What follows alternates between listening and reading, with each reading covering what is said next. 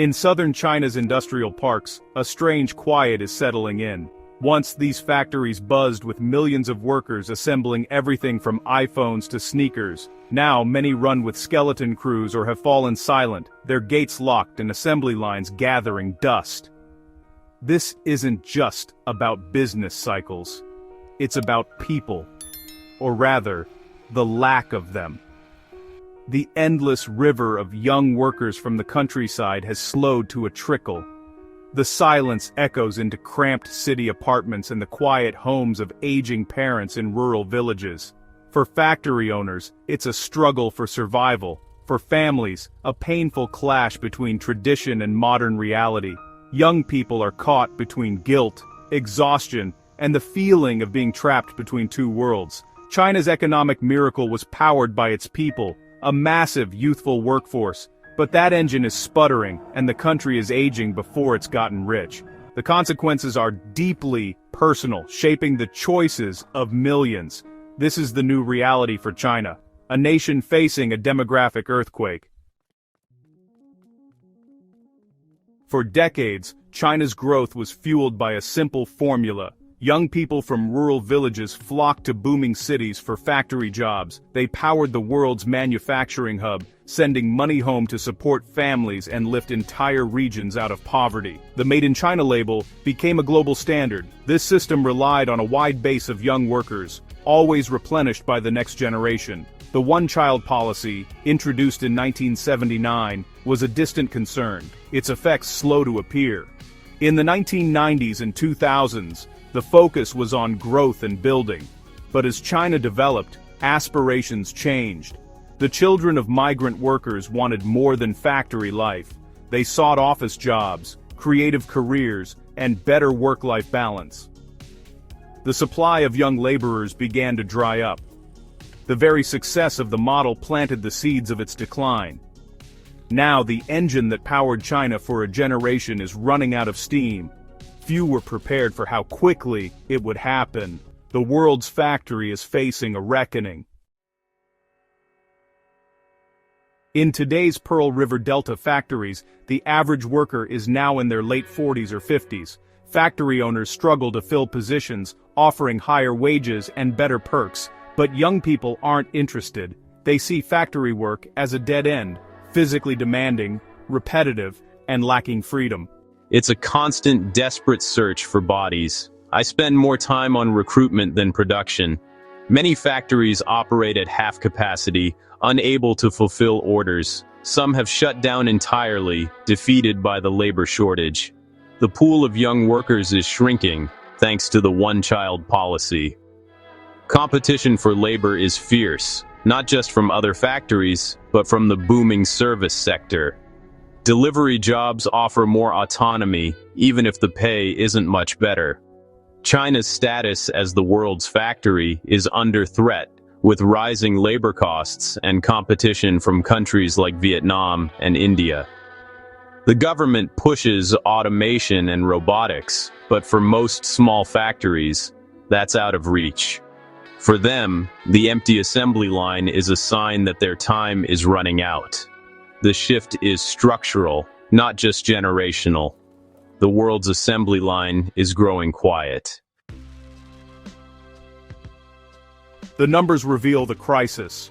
China's population began shrinking in 2022 and continues to fall. By mid-century, the country could lose over 200 million people. By 2100, its population might be half of today's. The working-age population, those 16 to 59, is shrinking fast. In 2024, they made up just over 60% of the population, a sharp drop from before. Meanwhile, the number of elderly is exploding. Over 310 million people are now 60 or older. By 2050, 1 in 3 Chinese will be a senior citizen. This rapid aging is a direct result of the one-child policy. Even after relaxing the policy, reversing the trend is proving nearly impossible. The cost of raising a child, housing, education, healthcare is staggering. For many young couples, starting a family feels out of reach. Marriage rates have plummeted, births have dropped, and the cycle is hard to break. Government incentives have little effect against these pressures. The result: fewer workers, more retirees, and a generation unable or unwilling to have children. The demographic reality is reshaping China. The numbers don't lie. For centuries, Chinese society was built on filial piety, the duty of children to care for aging parents. This tradition was the primary social safety net. You relied on your children, not the government. Today, that promise is breaking under modern pressures. The one-child policy created the 4-2-1 problem, one child supporting 2 parents and 4 grandparents. The burden is overwhelming with no siblings to share it. Young workers face sky-high living costs and grueling work schedules. After covering their own expenses, little is left to send home. It's not that they don't want to help, it's that they often can't afford to.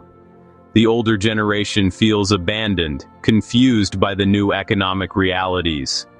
They raised their children expecting care in old age, but now face loneliness and fear. The promise of filial piety, once the bedrock of society, feels unkept. Modernization has left tradition behind. Young Chinese workers face an impossible bind, caught between duty to family and their own survival. Li Wei, a software engineer in Beijing, supports his ailing parents back home but can barely save for his own future. He feels torn. If he sends more money, he can't build his own life. If he saves, he worries about his parents' health. His story is echoed by millions. Chen Jing left her city job to care for her injured mother, putting her career on hold and facing an uncertain future. These aren't stories of rebellion, but of survival. The social safety net is weak, public pensions inadequate, and professional elder care unaffordable. The entire burden falls on the children, who are least equipped to handle it. It's an impossible choice, leaving a generation feeling trapped and anxious. The system offers no good options. Tradition demands care, but reality makes it nearly impossible. The crisis is silent, but deeply felt. The future feels uncertain for millions. The impossible choice defines a generation. The emotional toll is immense. Burnout, guilt, and hopelessness haunt young workers. Physical and emotional distance from parents compounds the pain. Many young people lie flat, opting out of the rat race, rejecting traditional goals like marriage and children. It's a quiet protest, a way to preserve mental health in a system that demands too much. For elderly parents, loneliness and a sense of irrelevance are common. They grew up in a world where family was everything. Now they face old age alone. The generational gap is not about love, but circumstance. Both sides feel trapped by expectations and change. The result is a quiet, widespread sorrow. A generation is caught in the middle, unable to move forward or look back without regret. This crisis isn't about individual failings, it's a systemic breakdown. The one-child policy created impossible family structures, but other factors matter too. China's pension system is fragmented and unequal, forcing families to rely on children even when they're struggling. The official retirement age is low, shrinking the labor pool and increasing dependence. The government is finally acting, raising the retirement age, launching a silver economy plan, and expanding private pensions. But these are long-term fixes for an immediate problem. The gap between elder care needs and available services is massive. Private care is too expensive. Public systems are underdeveloped. The old family-based system has crumbled and a new one isn't ready. The strain is everywhere, and solutions are slow to arrive. The system is buckling under demographic pressure.